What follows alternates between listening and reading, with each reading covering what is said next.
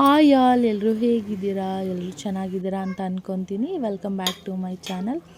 ಯಾರೆಲ್ಲ ಹೊಸದಾಗಿ ನನ್ನ ವಿಡಿಯೋ ನೋಡ್ತಾ ಇದ್ದೀರಾ, ಪ್ಲೀಸ್ ಸಬ್ಸ್ಕ್ರೈಬ್ ಮಾಡ್ಕೊಳ್ಳಿ, ಲೈಕ್ ಮಾಡಿ, ಶೇರ್ ಮಾಡಿ, ಕಮೆಂಟ್ ಮಾಡಿ ಅಂತ ಹೇಳ್ತಾ ಇವಾಗ ಸಿಂಪಲ್ಲಾಗಿ ಟೇಸ್ಟಿಯಾಗಿ ಬೆಂಡೆಕಾಯಿ ಪಲ್ಯನ ಮಾಡೋದು ಹೇಗೆ ಅಂತ ಇವತ್ತಿನ ವಿಡಿಯೋದಲ್ಲಿ ನಾನು ಹೇಳ್ಕೊಡ್ತೀನಿ. ಸಿಂಪಲ್ಲಾಗಿ ಬ್ಯಾಚುಲರ್ಸ್ಗಂತೂ ತುಂಬ ಹೆಲ್ಪ್ ಆಗುತ್ತೆ, ಬೇಗನೆ ಮಾಡ್ಕೋಬೋದು. ಚಪಾತಿ ಜೊತೆಗಂತೂ ಸೂಪರಾಗಿರುತ್ತೆ. ಬೆಂಡೆಕಾಯಿ ಯಾರೆಲ್ಲ ಇಷ್ಟಪಟ್ಟು ತಿನ್ನಲ್ಲ ಅವ್ರು ಈ ಥರ ಪಲ್ಯ ಮಾಡ್ಕೊಂಡು ಚಪಾತಿ ಜೊತೆ ತಿಂದರೆ ಸೂಪರಾಗಿರುತ್ತೆ. ಫಸ್ಟಾಗಿ ನಾನು ಅರ್ಧ kg ಬೆಂಡೆಕಾಯಿನ ತೊಗೊಂಡಿದ್ದೀನಿ. ಅದನ್ನು ನೀಟಾಗಿ ನೀರಲ್ಲಿ ವಾಶ್ ಮಾಡ್ಕೋತಾ ಇದ್ದೀನಿ. ನೀಟಾಗಿ ಬೆಂಡೆಕಾಯಿನ ತೊಳ್ಕೊಬೇಕು, ಯಾಕಂದರೆ ಮೆಡಿಷನು ಮತ್ತು ಧೂಳೆಲ್ಲ ಇರುತ್ತೆ. ಅದಕ್ಕೋಸ್ಕರ ನೀಟಾಗಿ ಬೆಂಡೆಕಾಯಿನೆಲ್ಲ ತೊಳ್ಕೊಂಡಿದ್ದಾದ್ಮೇಲೆ ನೋಡಿ, ನೀರು ನೋಡಿ ಎಷ್ಟು ಗಲೀಜಾಗಿದೆ ಅಂತ. ಇವಾಗ ತೊಳ್ಕೊಂಡಿರೋ ಬೆಂಡೆಕಾಯಿನ ಬಟ್ಟೆಯಲ್ಲಿ ನೀಟಾಗಿ ಒರೆಸ್ಕೊಬೇಕು. ಯಾಕಂದರೆ ಇವಾಗ ನಾವು ಡೈರೆಕ್ಟು ತೊಳೆದ್ಬಿಟ್ಟು ಕಟ್ ಮಾಡಿ ಹಾಕೋಬಿಟ್ರೆ ಅದು ಫ್ರೈ ಮಾಡಬೇಕಾದ್ರೆ ಲೋಳೆ ಜಾಸ್ತಿ ಬಿಟ್ಕೊಂಡ್ಬಿಡುತ್ತೆ. ಅದಕ್ಕೋಸ್ಕರ ನಾವು ತೊಳೆದು ನೀಟಾಗಿ ಒರೆಸ್ಕೊಂಡು ಆಮೇಲೆ ಕಟ್ ಮಾಡಿ ಇಟ್ಕೋಬೇಕು. ನಾನು ಪಲ್ಯ ಮಾಡ್ತಿರೋದ್ರಿಂದ ಈ ಥರ ಸಣ್ಣದಾಗಿ ಕಟ್ ಮಾಡಿ ಇಟ್ಕೊಂಡಿದ್ದೀನಿ.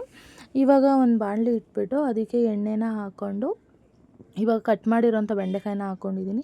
ಎಣ್ಣೆ ಹಾಕೋದ್ರಿಂದ ಬೆಂಡೆಕಾಯಲ್ಲಿರೋ ಲೋಳೆ ಎಲ್ಲ ಬೇಗನೆ ಬಿಟ್ಕೊಂಡ್ಬಿಡುತ್ತೆ. ಇವಾಗ ಗೋಲ್ಡನ್ ಕಲರ್ ಬರೋವರೆಗೂ, ಅಂದರೆ ಚೆನ್ನಾಗಿ ಫ್ರೈ ಆಗೋವರೆಗೂ ಕೂಡ ಈ ಬೆಂಡೆಕಾಯಿನ ಒಂದು 5 to 10 ಮಿನಿಟ್ಸು ಚೆನ್ನಾಗಿ ಹುರ್ಕೊಳ್ಬೇಕು. ಈಗ ಹುರ್ಕೊಂಡಿದ್ದಾಯಿತು. ಇವಾಗ ನಾನು ಪಲ್ಯ ಮಾಡೋಕ್ಕೆ ಟೊಮೊಟೊ, ಈರುಳ್ಳಿ ಮತ್ತು ಒಂದು ಬೆಳ್ಳುಳ್ಳಿನ ನಾನು ಸಣ್ಣದಾಗಿ ಕಟ್ ಮಾಡಿ ಇಟ್ಕೊಂಡಿದ್ದೀನಿ. ಸಿಂಪಲಾಗಿ ಮಾಡ್ತಾಯಿದ್ದೀನಿ. ಇವಾಗ ಏನು ಮನೇಲಿ ಜಾಸ್ತಿ ಏನೂ ಐಟಮ್ ಇಲ್ಲ ಅಂತಂದರೆ ಸಿಂಪಲಾಗಿ ಬೇಗನೆ ಮಾಡ್ಕೊಬೋದು.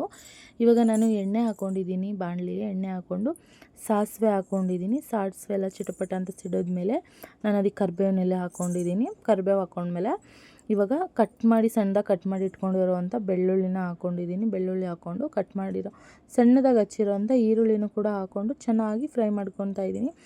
ಈರುಳ್ಳಿ ಗೋಲ್ಡನ್ ಕಲರ್ ಬರೋವರೆಗೂ ಫ್ರೈ ಮಾಡ್ಕೊಬೇಕು.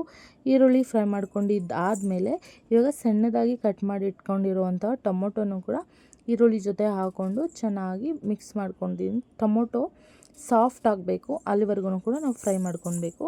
ಟೊಮೊಟೊ ಚೆನ್ನಾಗಿ ಸಾಫ್ಟ್ ಆಗಿದ್ಮೇಲೆ ಅದಕ್ಕೆ ಸ್ವಲ್ಪ ಉಪ್ಪನ್ನು ಸೇರಿಸ್ಕೊತಾ ಇದ್ದೀನಿ. ಉಪ್ಪನ್ನು ನೋಡಿಕೊಂಡು ಎಷ್ಟು ಬೇಕಷ್ಟು ಸೇರಿಸ್ಕೊಂಡು ಅದಕ್ಕೆ ಮತ್ತೆ ಇವಾಗ ಅರಿಶಿನ ಸೇರಿಸ್ಕೊತಾ ಇದ್ದೀನಿ. ಸ್ವಲ್ಪ ಅರಿಶಿನ ಹಾಕ್ಬಿಟ್ಟು ಚೆನ್ನಾಗಿ ಮಿಕ್ಸ್ ಮಾಡ್ಕೊಳ್ಬೇಕು. ಮಿಕ್ಸ್ ಮಾಡ್ಕೊಂಡಿದ್ದಾದಮೇಲೆ ಇವಾಗ ನಾನು ಸಣ್ಣದಾಗಿ ಹಚ್ಚಿಟ್ಕೊಂಡಿರೋವಂಥ ಬೆಂಡೆಕಾಯಿನ ಇವಾಗ ನಾನು ಮಿಕ್ಸ್ ಮಾಡಿರೋವಂಥ ಗೊಜ್ಜಿಗೆ ಹಾಕೋತಾ ಇದ್ದೀನಿ. ನಾನು ಜಾಸ್ತಿ ಸೀಸಿಲ್ಲ, ಮೀಡಿಯಮಾಗಿ ಫ್ರೈ ಮಾಡ್ಕೊಂಡಿದ್ದೀನಿ. ಇವಾಗ ಚೆನ್ನಾಗಿ ಮಿಕ್ಸ್ ಮಾಡ್ಕೋಬೇಕು. ಬೆಂಡೆಕಾಯಿನೆಲ್ಲ ಮಿಕ್ಸ್ ಮಾಡ್ಕೊಂಡಿದ್ದಾದಮೇಲೆ ಇವಾಗ ನಾನು ಇದಕ್ಕೆ 1 ಸ್ಪೂನ್ ಚಿಲ್ಲಿ ಪೌಡರು, 1 ಸ್ಪೂನು ಧನಿಯಾ ಪೌಡರು, ಹಾಗೆ ಅರ್ಧ ಸ್ಪೂನು ಗರಂ ಮಸಾಲೆನ ಹಾಕ್ಕೊಂಡು ನೀಟಾಗಿ ಮಿಕ್ಸ್ ಮಾಡ್ಕೊಬೇಕು. ಇವಾಗ ಚೆನ್ನಾಗಿ ಮಿಕ್ಸ್ ಮಾಡ್ಕೋಬೇಕು. ಬೆಂಡೆಕಾಯಿಗೆಲ್ಲನೂ ಕೂಡ ಅದು ಹೊಂದ್ಕೋಬೇಕು ಮಸಾಲೆ. ಆ ಥರ ನೀಟಾಗಿ ಫ್ರೈ ಮಾಡ್ಕೊಳ್ಳಿ. ನಿಮ್ಗಿನ್ನೂ ಖಾರ ಬೇಕಂತ ಹೇಳಿದ್ರೆ ನೀವು ಒಗ್ಗರಣೆಗೆ ಚಿಲ್ಲಿನೂ ಕೂಡ ಹಾಕ್ಕೋಬೋದು, ಮೆಣಸಿಕಾಯಿನ ಕಟ್ ಮಾಡಿ ಹಾಕ್ಕೋಬೋದು. ಇವಾಗ ನಾನು ಇದಕ್ಕೆ ಸ್ವಲ್ಪ ಸಾಲ್ಟನ್ನ ಹಾಕ್ಕೊಂಡು ಇವಾಗ ಮುಚ್ಚಿ 2 ನಿಮಿಷ ಬೇಯಿಸ್ಕೊತಾ ಇದ್ದೀನಿ. ಇವಾಗ ನೋಡಿ ಬೆಂಡೆಕಾಯಿ ಪಲ್ಯ ರೆಡಿಯಾಗಿದೆ. ಇದಕ್ಕೆ ಬೇಕಂದರೆ ನೀವು ಕಾಯಿ ತುರಿನೂ ಕೂಡ ಹಾಕ್ಕೋಬೋದು ಮತ್ತು ಕೊತ್ತಂಬರಿ ಸೊಪ್ಪನ್ನು ಹಾಕ್ಕೋಬೋದು. ಕೊತ್ತಂಬರಿ ಸೊಪ್ಪು ಖಾಲಿಯಾಗಿತ್ತು, ಅದಕ್ಕೆ ನಾನು ಹಾಕಿಲ್ಲ. ಅದಕ್ಕೆ ಹಾಕಲೇಬೇಕು ಅಂತಲೂ ಕೂಡ ಏನಿಲ್ಲ. ಕೊತ್ತಂಬರಿ ಸೊಪ್ಪು ಇಲ್ಲ ಅಂದ್ರೂ ಕೂಡ ತುಂಬ ರುಚಿಯಾಗಿ ಚೆನ್ನಾಗಿ ಬರುತ್ತೆ. ಇವಾಗ ನೋಡಿ ನಾನು ಚಪಾತಿ ಜೊತೆ ಸರ್ವ್ ಮಾಡ್ತಾಯಿದ್ದೀನಿ. ಎಷ್ಟು ಚೆನ್ನಾಗಿ ಕಾಣ್ತಿದೆ ಅಲ್ವಾ? ಇದನ್ನು ಬಿಸಿ ಬಿಸಿ ರೈಸ್ಗೂ ಕೂಡ ಹಾಕ್ಕೊಂಡು ತಿನ್ಬೋದು. ಸೂಪರಾಗಿ ಟೇಸ್ಟಾಗಿರುತ್ತೆ. ನೋಡಿದ್ರಲ್ಲ ಎಷ್ಟು ಸಿಂಪಲ್ಲಾಗಿ ಹೇಗೆ ಬೆಂಡೆಕಾಯಿ ಪಲ್ಯನ ಮಾಡೋದಂತ ಹೇಳಿ. ನೀವು ಒಂದ್ಸಲಿ ಈ ಸಿಂಪಲ್ ಆಗಿರೋ ಬೆಂಡೆಕಾಯಿ ರೆಸಿಪಿನ ಟ್ರೈ ಮಾಡಿ ಹೇಗಿತ್ತು ಅಂತ ನನಗೆ ಕಮೆಂಟಲ್ಲಿ ತಿಳಿಸಿ. ಮತ್ತೆ ಸಿಂಪಲ್ ಆಗಿರೋ ರೆಸಿಪಿ ಜೊತೆ ಸಿಗ್ತೀನಿ. ಬಾಯ್.